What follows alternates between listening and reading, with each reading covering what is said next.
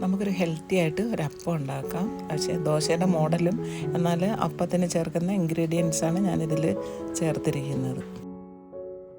ഇതിനാവശ്യമായ ഇൻഗ്രീഡിയൻസ്: ഒരു മുറി തേങ്ങ, ബീറ്റ്റൂട്ട് വേവിച്ച വെള്ളം, 1/2 കപ്പ് അവിൽ കുതിർത്തത്, പച്ചരി 1/2 കിലോ, വേവിച്ച ബീറ്റ്റൂട്ടിൻ്റെ വെള്ളം മാറ്റി വെച്ചിട്ട് അതിൻ്റെ പീസ് മാറ്റി വെച്ചതാണ്.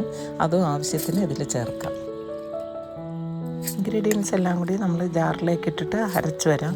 കുറച്ച് അരി ഞാൻ മാറ്റി വെക്കുകയാണ്. അത് ബീറ്റ്റൂട്ടിൻ്റെ പീസ് ബാലൻസ് വരണതും കൂടിയിട്ട് ചേർത്തിട്ട് അരച്ച് ഇതിലേക്ക് മിക്സ് ആക്കാം. ഇനി ഇതിലേക്ക് ഉപ്പും കല്ലുപ്പാണ് ഞാനിവിടെ ഇടുന്നത്, പിന്നെ ഈസ്റ്റും കൂടിയിട്ട് ചേർക്കണം.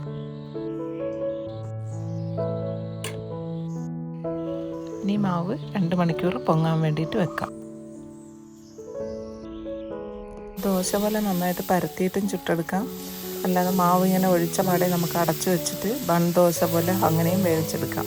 നല്ല ടേസ്റ്റ് ഉണ്ടായിരിക്കും. വലിയവർക്കും കുട്ടികൾക്കും ഒരുപോലെ നന്നായിട്ട് ഇഷ്ടപ്പെടും. ചട്നിയോ സാമ്പാറോ കൂട്ടി ഇത് കഴിക്കാനും നല്ല ടേസ്റ്റിയാണ്. അത് കളർ പോലെ തന്നെയാണ് ഇതിൻ്റെ ടേസ്റ്റ്. നെയ്യും കൂടിയിട്ട് നമ്മൾ പുരട്ടുന്നതുകൊണ്ട് ഭയങ്കര ടേസ്റ്റായിരിക്കും.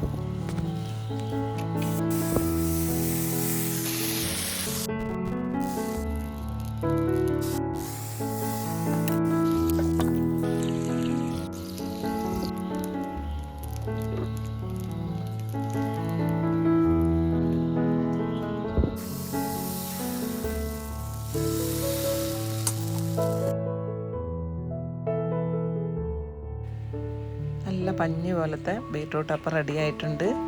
അപ്പം നിങ്ങളിതെല്ലാവരും ട്രൈ ചെയ്ത് നോക്കണം. വീഡിയോ ഇഷ്ടപ്പെട്ടാൽ സബ്സ്ക്രൈബും കമൻറ്റ് ചെയ്യാൻ മറക്കണ്ട. മറ്റൊരു വീഡിയോ ആയിട്ട് വീണ്ടും കാണാം.